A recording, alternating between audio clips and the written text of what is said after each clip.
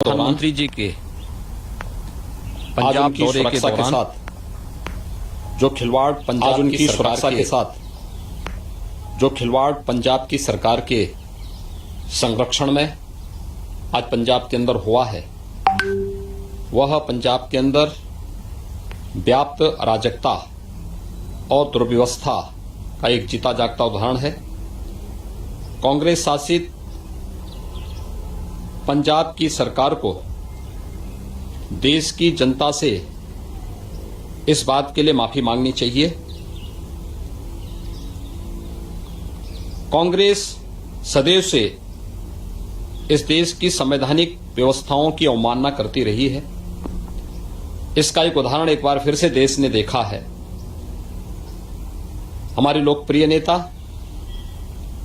और देश के माननीय प्रधानमंत्री जी की सुरक्षा के साथ जिस प्रकार की गंभीर चूक आज पंजाब के अंदर हुई है, वह अक्षम्य है और यह एक शरारत भरा पूर्ण पंजाब सरकार की और कांग्रेस की एक दुरभिसंधि को प्रदर्शित करता है।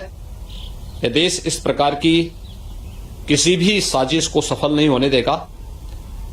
कांग्रेस को और पंजाब सरकार को देश की जनता से माफी मांगनी चाहिए।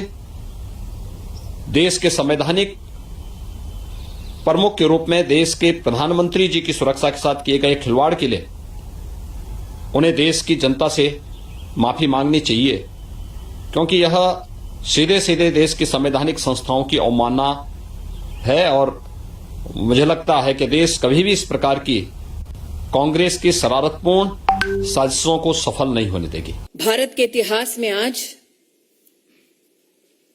पंजाब की पुण्य धरती पर कांग्रेस के खूनी इरादे नाकाम रहे। जो लोग कांग्रेस पार्टी में मोदी से घृणा करते हैं, वो आज देश के प्रधानमंत्री को,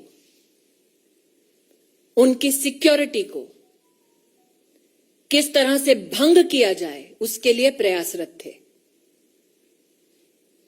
जो आक्रोश आप मुझमें और सुधांशु जी में देख रहे हैं,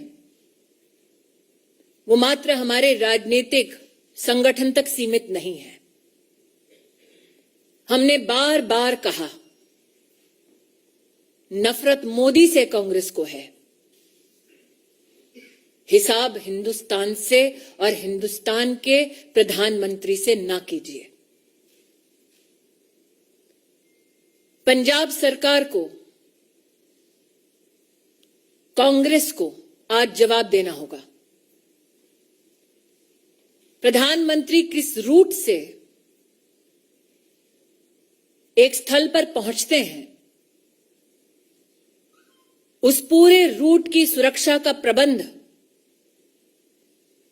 और कोई भी गतिरोध नहीं है, ऐसा आश्वासन पंजाब पुलिस ने प्रधानमंत्री जी के सुरक्षा दस्ते को दिया। क्या जानबूझकर प्रधानमंत्री जी के सुरक्षा दस्ते को झूठ बोला गया?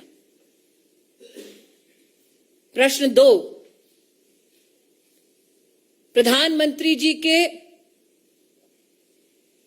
पूरे कैवलकेड को जब रोकने का प्रयास हुआ,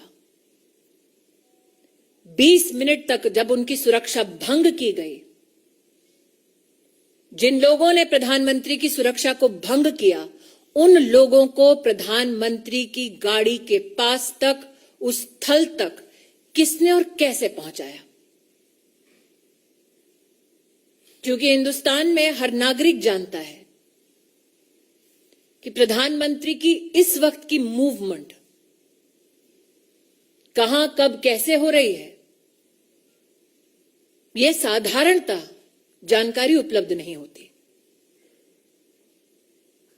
उस क्षण किसने उन लोगों को फ्लाईओवर पर भेजा, ठहराया, व्यवस्था की, इसका जवाब पंजाब की कांग्रेस सरकार को देना होगा। इस घटनाक्रम के दौरान कांग्रेस के युवा नेतृत्व ने जोश का, उत्सव का इजहार किया। किस बात का उत्सव है उनका, किस बात का जोश है कि देश के प्रधानमंत्री को मौत की कगार पर ले गए थे।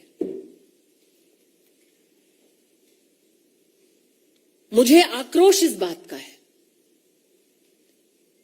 कि जब सुरक्षा कर्मियों ने पंजाब सरकार से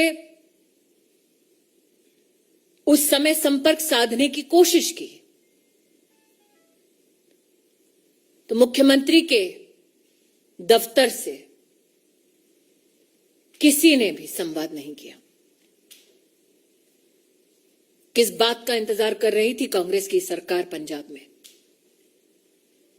शायद इसीलिए मीडिया में जो रिपोर्ट्स हैं कि लौटते वक्त प्रधानमंत्री जी ने, शायद मीडिया में कुछ लोगों ने इसको रिपोर्ट किया है कि चन्नी जी के लिए संदेश दिया कि जिंदा लौट रहा हूं।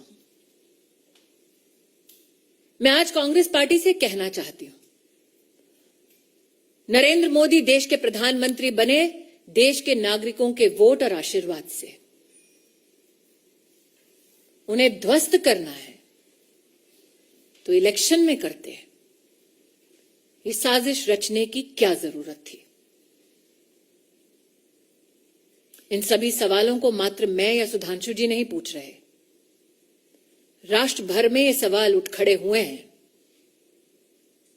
लेकिन वो लोग जो इस षड्यंत्र का हिस्सा हैं, उनसे कह दो कि मेरा विश्वास है कि न्याय निश्चित रूप से होगा। बैर मोदी से है, लेकिन देश के प्रधानमंत्री का बाल बांका करने की ये साजिश, इस साजिश को देश समर्थन नहीं देगा।